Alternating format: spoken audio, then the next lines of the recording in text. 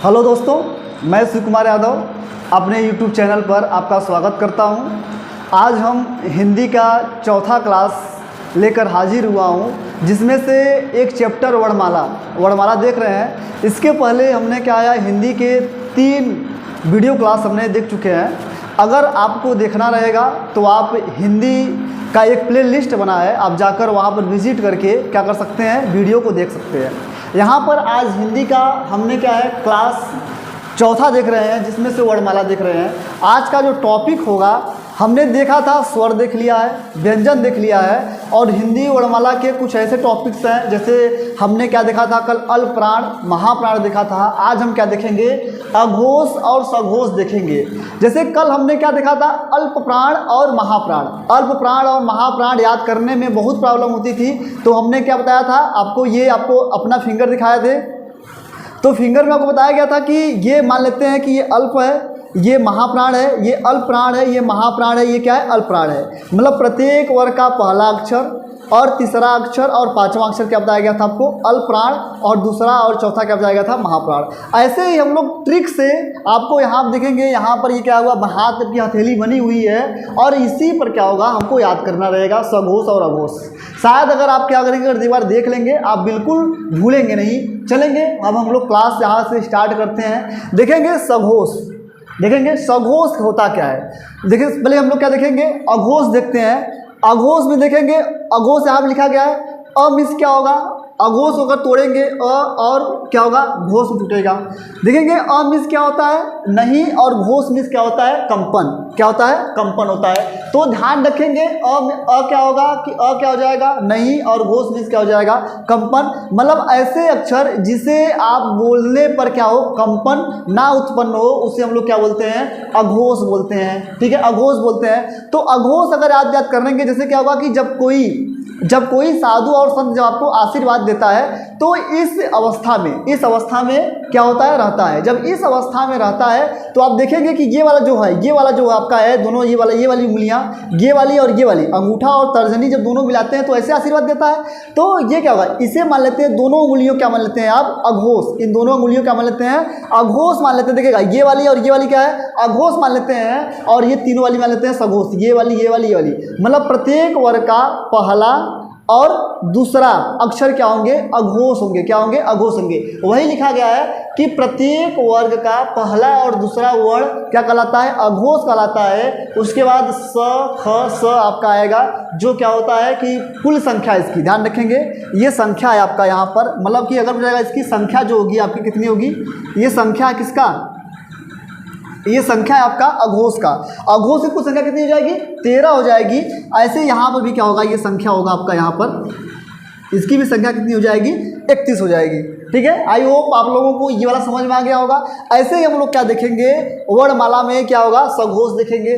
सघोष में क्या, स मिस होगा साथ, और घोष मिस क्या होगा, कंपन। मतलब ऐसे अक्षर जिसे बोलते हुए क्या हो, आपके क्या हो, सब क्या हो, आपको कंपन महसूस हो, मतलब कि आपको वाइब्रेट क्या हो, महसूस होना शुरू हो जाएगा, वो क्या होगा आपका, वो सघोष कहलाएगा। जैसे प्रत्येक वर्ग का भी बताएगा, ऐसे देखेंगे हम लोग, प्रत्येक वर्ग का तीसरा, चौथा और पांचवा वर्ण क्या कहलाएगा आपका, क्या होता है वो, अघोष क्या होगा, सघोष होगा, सॉरी क्या होगा, सघोष होगा। तो देखेंगे ये दोनों क्या है, अघोष है, और ये तीनों क्या है, सघोष है। तो प्रत्येक वर्ग देखिए, ये क ख ग घ अंग से लिख लेंगे, फिर ऐसे आप म तक लिखेंगे।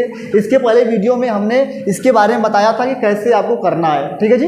तो प्रत्येक वर्ग का पहला अक्षर, दूसरा, तीसरा, चौथा, पांचवा, ये अक्षर हो गया।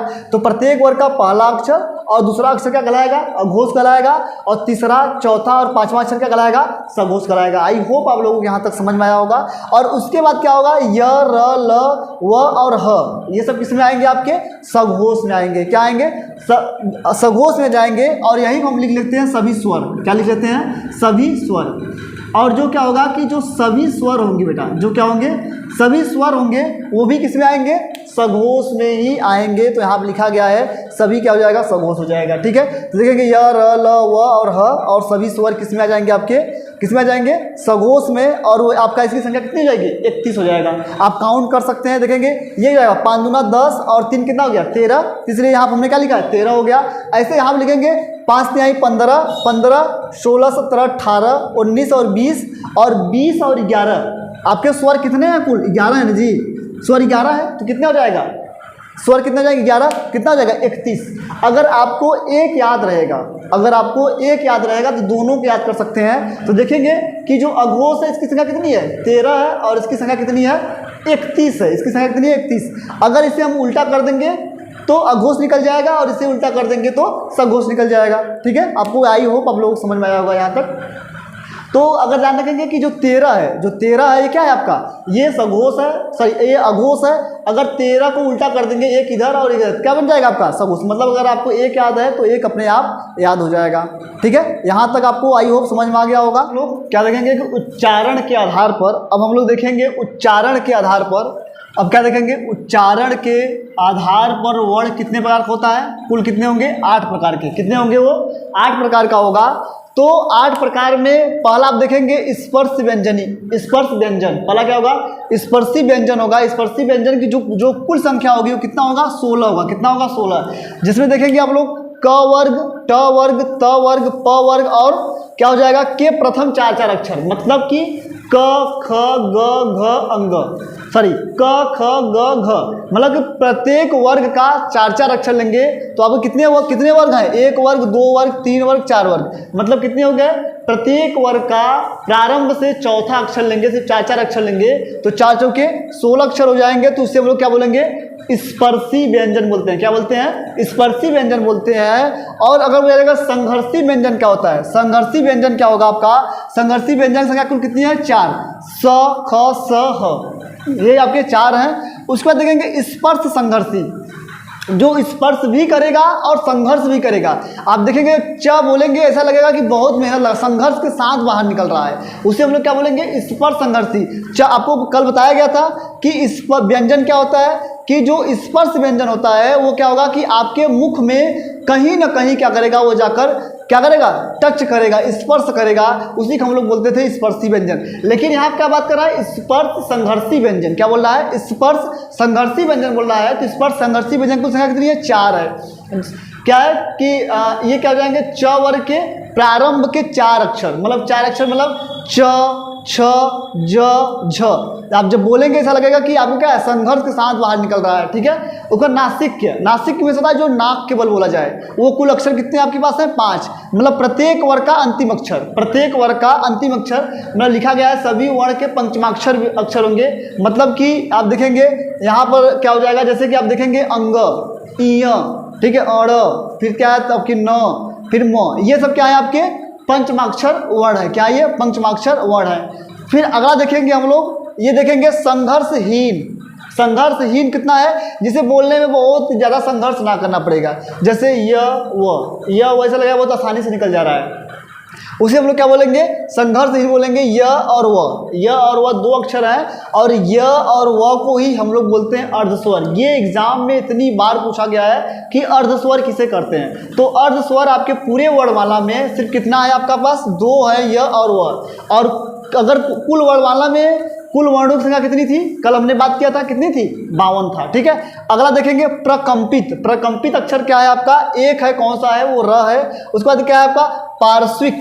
क्या है पार्श्विक है, पार्श्विक मतलब जिसका रस का थोड़ा सा लेकर सिर्फ आपको क्या है आपको स्पर्श करके बाहर निकलेगा। जैसे ल बोलेंगे क्या करेगा, थोड़ा सा सिर्फ पार्श्विक स्पर्श करेगा, उसे हम क्या है आपका अक्षर क्या है एक है, वो कौन है ल है। उसके बाद जो लास्ट वाला है वो क्या है ताड़न जात। ताड़न जात कितना है आपका 2 है, अढ़ और अढ़।